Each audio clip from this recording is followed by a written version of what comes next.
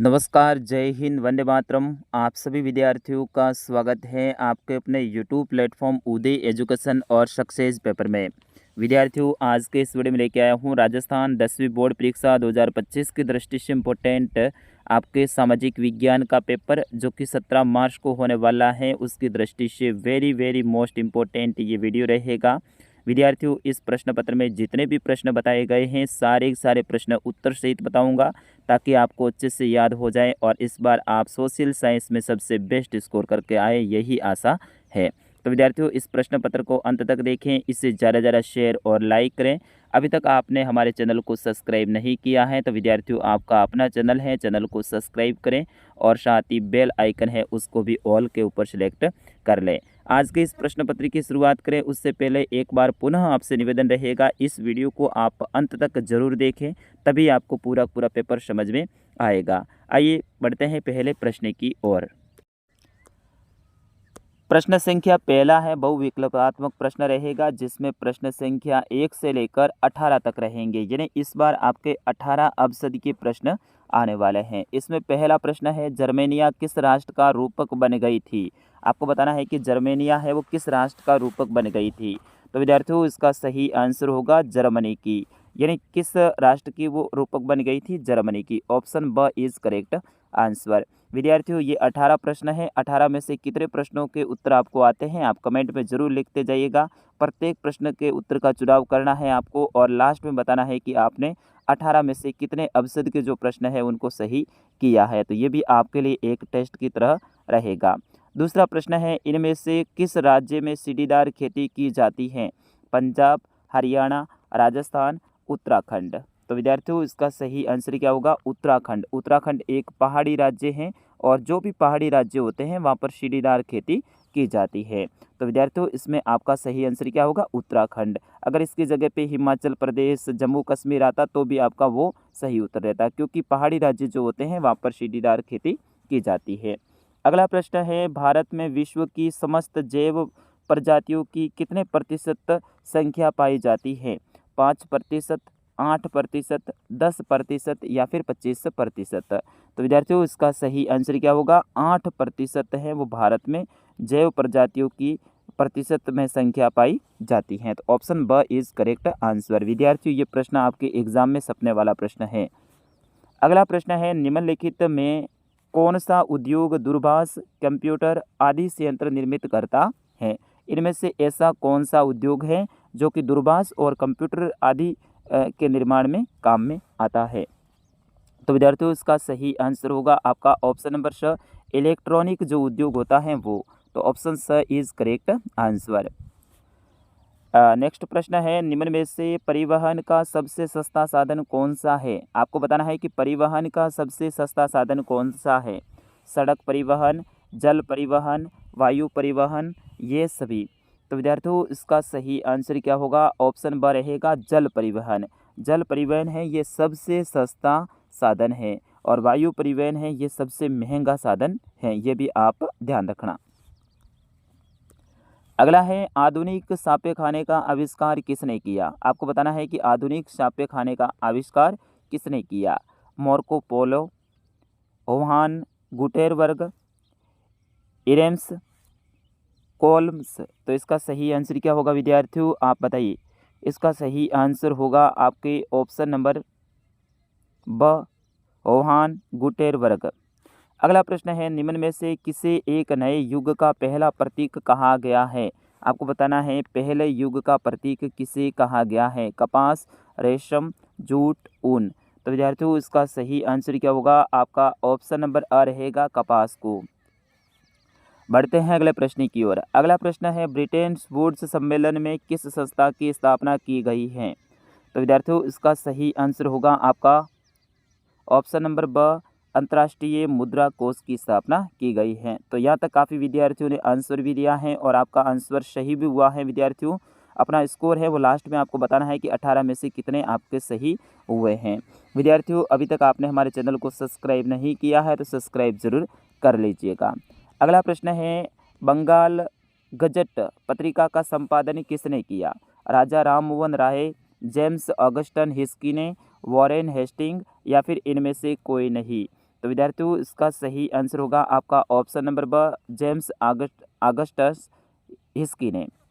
अगला प्रश्न है, श्रीलंका में गृह युद्ध का अंत कब हुआ? श्रीलंका के अंदर जो दो समुदाय है उनके बीच में गृह युद्ध चल रहा था, तो ये कब अंत हुआ इसका?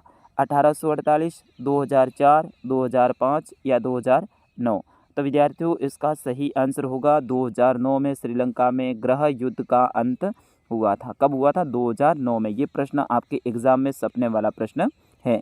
श्रीलंका का गृह युद्ध, इनसे संबंधित आपके 2 प्रश्न लगभग फिक्स हैं, आपके एग्जाम में आएंगे, तो अच्छे से इस टॉपिक को आप देख लीजिए। अगला है, भारतीय संविधान में निम्न में से कौन सा विषय संघ सूची में रखा गया है? प्रतिरक्षा, पुलिस, कृषि या फिर व्यापार? संघ सूची में कौन सा है वो रखा गया है? तो विद्यार्थियों इसका सही आंसर होगा प्रतिरक्षा का, यानी option a is correct answer. अगला है, धर्म को कभी भी राजनीतिक से अलग नहीं किया जा सकता है, यह कथन है। ये कथन किसका है? जवाहरलाल नेहरू, महात्मा गांधी, चंद्रशेखर आज़ाद, डॉक्टर राधा कृष्णन? तो विद्यार्थियों इसका सही आंसर होगा आपका ऑप्शन नंबर ब, महात्मा गांधी। अगला प्रश्न की ओर बढ़ते हैं। अगला प्रश्न है, भारत में राजनीतिक दलों का पंजीकरण और उन्हें मान्यता प्रदान करने वाली संस्था कौन सी है? संसद, भारतीय निर्वाचन आयोग, राष्ट्रपति, उच्चतम न्यायालय? काफ़ी अच्छा प्रश्न है, एग्जाम में सपने वाला प्रश्न विद्यार्थियों। तो इसका सही आंसर होगा भारतीय निर्वाचन आयोग है, वो राजनीतिक दलों का पंजीकरण और उन्हें मान्यता प्रदान करता है। कौन? भारतीय निर्वाचन आयोग। आपको पता है दल से संबंधित जैसे भी प्रश्न आए तो निर्वाचन आयोग आपको ध्यान रखना है। अगला प्रश्न है, निम्नांकित में से किस शासन प्रणाली में वैध सरकार का गठन होता है? लोकतंत्र, राजतंत्र, तानाशाही? इनमें से सही कोई नहीं। तो इसका सही आंसर होगा विद्यार्थियों ऑप्शन अ, लोकतंत्र में। 15वां प्रश्न है, देशों की तुलना करने के लिए सबसे महत्वपूर्ण विशिष्ट समझी जाती हैं आय, व्यय, व्यवहार, अनैतिकता?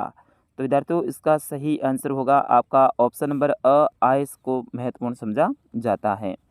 अगला है, औपचारिक क्षेत्र में ऋणदाताओं की गतिविधियों की देखरेख करने वाली संस्था है, तो इसमें कौन सी संस्था है वो आपको बताना है।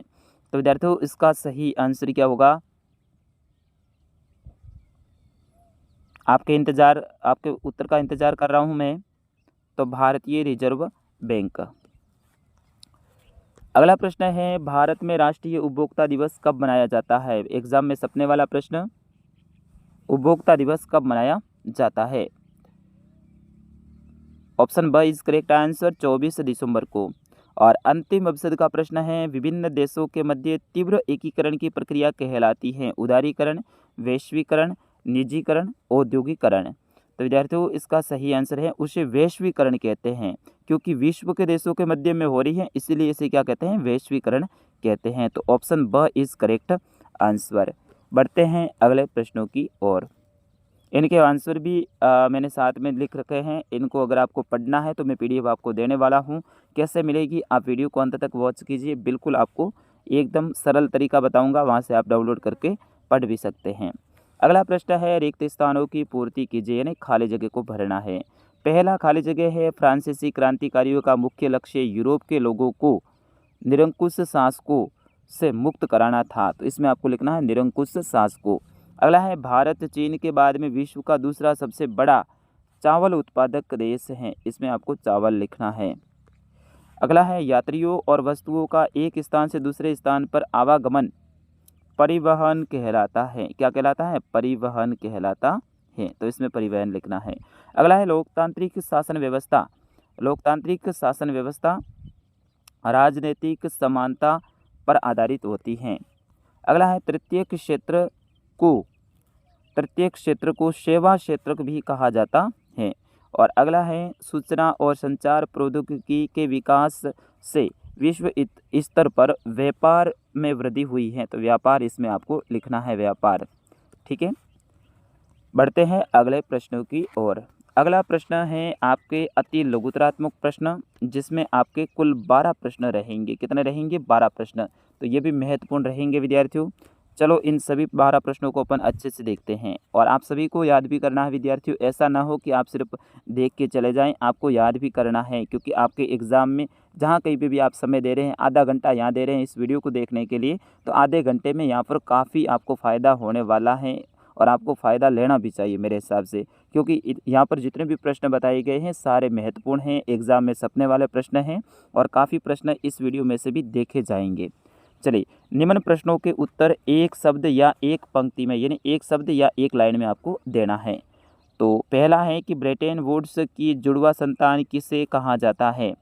तो इसका सही आंसर होगा विश्व बैंक और अंतर्राष्ट्रीय मुद्रा कोष को ब्रेटन वुड्स की जुड़वा संतान कहा जाता है। बहुत इंपॉर्टेंट है, ये परीक्षा में सपने वाला प्रश्न है, स्टार लगा दीजिए। अगला प्रश्न है, मुद्रण की सबसे पहली तकनीक किस देश में विकसित हुई? तो चीन, जापान और कोरिया में। किस देश में हुई थी? चीन, जापान और कोरिया में। कौन सी? मुद्रण की तकनीक, ये आपको याद रखना है। अगला है, गुलामगिरी के रचयिता कौन है? ये हर बार आपके बोर्ड के एग्जाम में प्रश्न आता है। गुलामगिरी के रचयिता कौन है? तो ज्योतिबा फूले। कौन है विद्यार्थियों? ज्योतिबा फूले। अगला है, मानस बाग रिजर्व किस राज्य में स्थित है? मानस बाग रिजर्व है, यह आसाम राज्य में है, यानी असम में है। पांचवा प्रश्न है, किसी देश के आर्थिक विकास की रीढ़ किसे कहा जाता है? तो किसी देश के आर्थिक विकास की रीढ़ है विनिर्माण, यानी विनिर्माण जो उद्योग है उनको कहा जाता है। अगले प्रश्न की ओर बढ़ते हैं, भारत में 3 रेल गेज कौन कौन से हैं? तो एक है ब्रॉड गेज, दूसरा है मीटर गेज और तीसरा है नैरो गेज। तो 3 प्रकार के रेलवे गेज हैं। अगला प्रश्न है, किस देश में 2 समुदाय के बीच पारस्परिक अविश्वास ने गृह युद्ध का रूप ले लिया था? अभी अपन ने पढ़ा था श्रीलंका में। और गृह युद्ध का अंत कब हुआ? 2009 में। ये भी अपन ने पहले अफजल वाले प्रश्नों में पढ़ा था। अगला है, सामाजिक असमानता का कौन सा रूप प्रत्येक स्थान पर दिखाई देता है? तो कौन सा है? सामाजिक असमानता, जिसमें लैंगिक असमानता है, इसका रूप प्रत्येक स्थान पर दिखाई देता है, लैंगिक असमानता। अगला है, कौन सी शासन व्यवस्था अपनी कुछ कमियों के बावजूद पूरे विश्व में स्वीकार्य है? तो लोकतांत्रिक शासन व्यवस्था। लोकतांत्रिक शासन व्यवस्था है सबसे बेस्ट होती है, जिसमें लोग हैं, जनता है, वो अपने शासन का चुनाव करती हैं और ये लगभग पूरे विश्व में स्वीकार्य हैं। इसमें कमियां जरूर हैं कुछ, लेकिन फिर भी पूरे विश्व में ये स्वीकार्य है। अगले प्रश्न की ओर बढ़ते हैं, भारतीय मुद्रा किस नाम से जानी जाती है? जिस मुद्रा को अपन यूज़ करते हैं वो किस नाम से जानी जाती है? तो वो भारतीय रुपया के नाम से जानी जाती हैं, ये आपको ध्यान रखना है। अगला है, वैश्वीकरण किसे कहते हैं? स्टार लगा दीजिए विद्यार्थियों, ये प्रश्न आपके एग्जाम में सपने वाला प्रश्न है। वैश्वीकरण किसे कहते हैं? तो विभिन्न देशों के मध्य परस्पर संबंध और तीव्र एकीकरण की प्रक्रिया को वैश्वीकरण कहते हैं। अगले प्रश्न की ओर बढ़ते हैं, उपभोक्ता के किन्हीं 2 अधिकारों के नाम लिखिए। तो सुरक्षा का अधिकार, सूचना पाने का अधिकार, ये उपभोक्ता के 2 अधिकार हैं। फिर उसके बाद में आपका खंड आता है, खंड ब। इसके अंतर्गत आपके लघुतरात्मक प्रश्न आते हैं, जिसकी उत्तर सीमा है आपके 50 शब्द हैं और प्रत्येक प्रश्न है आपके 3-3 नंबर का या फिर 4-4 नंबर का रहने वाला है। तो यहाँ पर भी ये भी प्रश्न महत्वपूर्ण रहेंगे। चलिए देखते हैं अपन, नेपोलियन संहिता क्या थी? तो विद्यार्थियों इसका सही आंसर होगा नेपोलियन संहिता 1804 ईस्वी में एक नागरिक संहिता का निर्माण किया नेपोलियन ने। ठीक है, नेपोलियन ने 1804 में एक नागरिक संहिता का निर्माण किया, जिसे नेपोलियन संहिता के नाम से जाना जाता है। इस संहिता ने जन्म पर आधारित विशेषाधिकार समाप्त कर दिए थे तथा कानून के समक्ष समानता और संपत्ति के अधिकार को सुरक्षित बनाया। अगला प्रश्न है, रिंडरपेस्ट बीमारी का अफ्रीका पर क्या प्रभाव पड़ा? बहुत इंपॉर्टेंट ये प्रश्न है, रिंडरपेस्ट बीमारी। तो विद्यार्थियों इसका सही आंसर होगा, रिंडरपेस्ट के कारण लगभग 90% मवेशियों की मौत से अफ्रीका के निवासियों की आजीविका का मुख्य साधन समाप्त हो गया, जिसके परिणाम स्वरूप संपूर्ण अफ्रीका धीरे धीरे यूरोपीय उपनिवेशकारों का गुलाम बनकर रह गया। मतलब जो लोगों के पास में जितने पशु थे उनमें से 90% जो पशु हैं इस बीमारी की चपेट में आ गए और उनकी मौत हो गई। अब आप सोचो, एक घर में 10 पशु हैं, 10 में से 9 मर गए और एक ही बचा है, मतलब 90% पशु मर गए। अगर 100 हैं तो 100 में से 90 मर गए, मतलब बहुत ज़्यादा वहाँ पर है ना पशुओं के ऊपर ये बीमारी का संकट फैल गया था और ऐसे में है लोगों की आजीविका है वो गड़बड़ हो गई थी, क्योंकि लोग पशुओं के ऊपर ही निर्भर थे। तो ये रिंडरपेस्ट एक बीमारी थी, पशुओं में आई थी, ये ध्यान रखना है, मवेशियों में आई थी। अगला है संसाधन नियोजन क्यों आवश्यक है। तो विद्यार्थियों इसका सही आंसर होगा अधिकांश साधनों की आपूर्ति सीमित होती है। अधिकांश संसाधनों का वितरण संपूर्ण देश में समान नहीं है, अतः समुचित वितरण हेतु नियोजन आवश्यक है। नियोजन का मतलब क्या होता है, व्यवस्थित तरीके से उनका उपयोग करना। जैसे कि संसाधन है वो आपूर्ति सीमित है, मतलब जो संसाधन है वो सीमित है, अपन उसका उपयोग ज़्यादा करना चाह रहे हैं, तो ऐसे में वो समाप्त हो सकते हैं। दूसरा है संसाधन, अधिकांश संसाधनों का वितरण संपूर्ण देश में समान नहीं है। मान लो झारखंड में कोई संसाधन ज़्यादा है तो राजस्थान में कम है, राजस्थान में ज़्यादा है तो गुजरात में कम है, यानी सभी जगह पर समान नहीं है, इसीलिए उनको सुव्यवस्थित तरीके से उपयोग करना चाहिए। अगला प्रश्न है रबड़ की कृषि के लिए आवश्यक भौगोलिक परिस्थितियों का वर्णन कीजिए। स्टार लगा दीजिए, वेरी वेरी मोस्ट इंपॉर्टेंट प्रश्न। तो रबड़ की खेती भूमध्य रेखीय उष्ण और उपोष्ण जलवायु वाले प्रदेशों में की जाती है। इस कृषि के लिए नम और आर्द्र जलवायु की आवश्यकता होती है। इसके लिए 25 डिग्री सेल्सियस से अधिक तापमान की आवश्यकता होती है, यानी तापमान है 25 से ऊपर होना चाहिए। इसकी कृषि के लिए 200 सेमी से अधिक वार्षिक वर्षा की आवश्यकता भी होती है, यानी 200 सेंटीमीटर से अधिक वार्षिक वर्षा होती है, वहाँ पर इसकी खेती की जाती है। ये प्रश्न बहुत इंपॉर्टेंट है, वेरी वेरी मोस्ट इंपॉर्टेंट। सत्ता की साझेदारी क्या है। तो विद्यार्थियों इसका सही आंसर होगा सत्ता की साझेदारी एक नीति है जिसके अंतर्गत देश के शासन में समाज के सभी प्रमुख समूहों को सत्ता का एक स्थायी भाग प्रदान किया जाता है। जातीय और सांस्कृतिक विभिन्नताओं के कारण विभाजित समाज में झगड़े सुलझाने का यह एक सामर्थ्यवान हथियार है। इसमें राजनीतिक आयोजन की व्यापक रूप से व्यवस्था होती है, जिसमें समाज के प्रमुख दायित्वों को शासन में उचित स्थान एवं सम्मान प्रदान किया जाता है। अगला प्रश्न है धर्म और राजनीति के संबंध में गांधी जी के क्या विचार थे। तो विद्यार्थियों इसका सही आंसर होगा महात्मा गांधी जी के अनुसार धर्म को कभी भी राजनीति से अलग नहीं किया जा सकता। धर्म से उनका अभिप्राय है नैतिक मूल्यों में से जो सभी धर्मों से जुड़े हो। गांधी जी का मानना है कि राजनीतिक धर्म द्वारा स्थापित मूल्यों से निर्देशित होना चाहिए। अगला है भारतीय अर्थव्यवस्था में द्वितीय क्षेत्र के महत्व के कोई 4 सूत्र लिखिए। द्वितीय क्षेत्र के आपको ध्यान रखना है, प्रथम द्वितीय और तृतीय क्षेत्र तीनों क्षेत्रों को आपको अच्छे से याद करना है। तीनों में से एक प्रश्न बनेगा और आपके 4 से 5 नंबर फिक्स होने वाले हैं विद्यार्थियों। तो प्रथम क्षेत्र में क्या आता है, द्वितीय क्षेत्र में क्या आता है और तृतीय क्षेत्र में क्या आता है, तीनों को अच्छे से आपको याद रखना है। चलो इसका मैं उत्तर बता देता हूँ। भारतीय द्वितीय क्षेत्र प्राथमिक और तृतीय क्षेत्र के विकास को बढ़ावा देता है। किसको, प्राथमिक यानी पहला और तृतीय यानी तीसरा क्षेत्र है, उनके विकास को बढ़ावा देता है। यह लोगों को रोजगार प्रदान करता है। द्वितीय क्षेत्र क्या करता है, लोगों को रोजगार देता है। रोजगार में इस क्षेत्र की हिस्सेदारी लगभग 25% है। किसकी, द्वितीय क्षेत्र की। अगला है भारत के जीडीपी में द्वितीय क्षेत्र का लगभग 2% योगदान है। यह क्षेत्र लोगों को अनेक निर्मित वस्तुएं जैसे कपड़ा, चीनी, गुड़, कार, इस्पात आदि प्रदान करता है।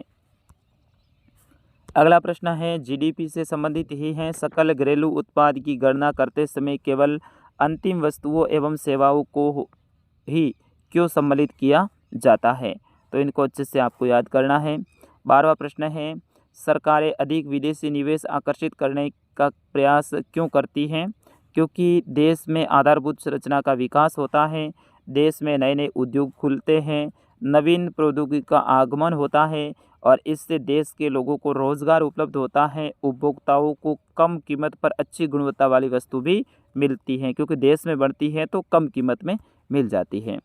अगला है विकास में शिक्षा के महत्व को स्पष्ट कीजिए। इसके बाद में जो आगे के प्रश्न है वो आपके खंड स और द के अंतर्गत रहेंगे, जिसमें दीर्घ उत्तरीय प्रश्न रहेंगे। 100 शब्दों में आपको उत्तर देना है। तो इसमें 14वां प्रश्न है विक्टोरिया कालीन ब्रिटेन में कुलीन और पूंजीपति वर्ग द्वारा हस्तनिर्मित वस्तुओं को पसंद किया जाता था, स्पष्ट करना है। अथवा में ऑप्शन रहेगा 20वीं सदी के प्रथम दशक तक भारत में औद्योगिकरण की व्यवस्था में आए परिवर्तनों का वर्णन करना है। 15वां प्रश्न है, तीव्र शहरीकरण से जल दुर्लभता को बढ़ाया है, व्याख्या करनी है। और इसी में अथवा में रहेगा निम्नांकित को स्पष्ट कीजिए, जल प्रबंधन और जलीय चक्र। 16वां प्रश्न है, 1992 के संविधान संशोधन के पहले और बाद के स्थानीय शासन के महत्वपूर्ण अंतरों को बताना है। गठबंधन सरकार से आप क्या समझते हैं? बहुत इंपॉर्टेंट है, वेरी वेरी मोस्ट इंपॉर्टेंट ये प्रश्न, गठबंधन सरकार अच्छे से याद करके जाना आपको। 17वां है, भारत की अर्थव्यवस्था में बैंकों की भूमिका है वो बतानी है। अथवा में ऑप्शन रहेगा भारत में ऋण व्यवस्थाओं में क्या समस्याएं हैं वो आपको बतानी है। फिर उसके बाद में खंड द आएगा और इसमें सारे प्रश्न बड़े बड़े रहेंगे निबंधात्मक। रोलेक्ट एक्ट क्या था? गांधी जी द्वारा रोलेक्ट एक्ट का विरोध एवं ब्रिटिश सरकार की दमनकारी नीति का वर्णन करना है। ये तो आपके एग्जाम में फिक्स है, आने वाला प्रश्न है, वेरी वेरी मोस्ट इम्पोर्टेंट प्रश्न है। तो रोलेक्ट एक्ट है, इसको अच्छे से आप पढ़ोगे, अभी भी आपके पास में समय है। सत्याग्रह व अहिंसा पर गांधी जी के विचार है वो आपको स्पष्ट करने हैं। राजनीतिक दल से क्या तात्पर्य है? भारत में राजनीतिक दलों के सुधार हेतु 4 सुझाव आपको देने हैं। तो ये प्रश्न भी आपके एग्जाम में ऐसा का ऐसा सपने वाला है मेरे हिसाब से, क्योंकि बहुत इंपॉर्टेंट है, वेरी वेरी मोस्ट इंपॉर्टेंट ये प्रश्न रहेगा। और इसी में अथवा में रहेगा राजनीतिक दलों के सामने प्रमुख चुनौतियाँ क्या है, विवेचना आपको करनी है। और अंतिम प्रश्न है कि भारत के मानचित्र में इन स्थानों को भरना है, जैसे कि ननेरा, रावत भाटा, कलपक्कम, तारापुर। रावत भाटा है राजस्थान में, नरोरा यहाँ पर है, तारापुर महाराष्ट्र में है और कलपक्कम है वो तमिलनाडु में यहाँ पर है। तो इस तरह से आपको भरना है। अथवा में भी ऑप्शन रहेगा, दोनों में से एक आप कोई भी भर सकते हैं। तो विद्यार्थियों ये पूरा कक्षा 10 का सामाजिक विज्ञान का पेपर मैंने उत्तर सहित बताने की कोशिश की है, अच्छे से आपको बताया है। जो बड़े बड़े प्रश्न हैं उनके आंसर जरूर नहीं बताए हैं, क्योंकि उनके आंसर ही बहुत बड़े होते हैं, तो ऐसे में समय ज़्यादा वेस्ट होगा आपका, तो उनको आप खुद तैयार करें तो अच्छी बात है। तो विद्यार्थियों इस पेपर को आपको डाउनलोड करना है, तो अब आप हमारी वेबसाइट पे जा सकते हैं। आपको गूगल में जाकर सर्च करना है उदय स्टडी, यानी UDAY उदय study.in, यानी पीछे .in लगा हो ना, वही वेबसाइट खोलनी। उदय स्टडी नाम से और भी वेबसाइट होगी, लेकिन हमारी वेबसाइट वो है जो कि .in पीछे लगा हो, यानी .in लगा हो। या फिर इसी वीडियो के डिस्क्रिप्शन में मैं लिंक दे रहा हूँ, वहाँ से भी जाके आप सेलेक्ट कर सकते हैं। ऊपर ऐसे पट्टी आएगी, उसमें कई सारे नाम होंगे, वहाँ पर एक नाम आएगा पेपर। क्या आएगा? पेपर। पेपर वाले के ऊपर आपको क्लिक करना है। जैसे ही आप पेपर वाले के ऊपर क्लिक करोगे, कक्षा 10 का नाम आएगा, उसके ऊपर क्लिक कीजिए और वहाँ से जो पेपर आपको डाउनलोड करना है उसके ऊपर क्लिक कीजिए और वहाँ से डाउनलोड का ऑप्शन आएगा, वहाँ से आराम से आप डाउनलोड कर सकते हैं। तो विद्यार्थियों पेपर को अच्छे से डाउनलोड कीजिए, तैयार कीजिए, तैयारी को जारी रखिए। मिलते हैं अगले पेपर के साथ में। आपके एग्ज़ाम से पहले 1-2 और मैं पेपर सामाजिक का हल करवाने की कोशिश करूंगा, और अगर आपने ये सारे पेपर देख लिए तो बिल्कुल आपको परीक्षा में सबसे बेस्ट स्कोर करने से कोई भी नहीं रोक सकता है। तो इसलिए आपको चैनल को सब्सक्राइब करना पड़ेगा अगले पेपर देखने के लिए। साथ ही बेल आइकन है, घंटी है, उसको भी ऑल के ऊपर आपको सेलेक्ट करना है। तो फिलहाल इस वीडियो में इतना ही, मिलते हैं अगले पेपर में, तब तक के लिए नमस्कार, जय हिंद, वंदे मातरम।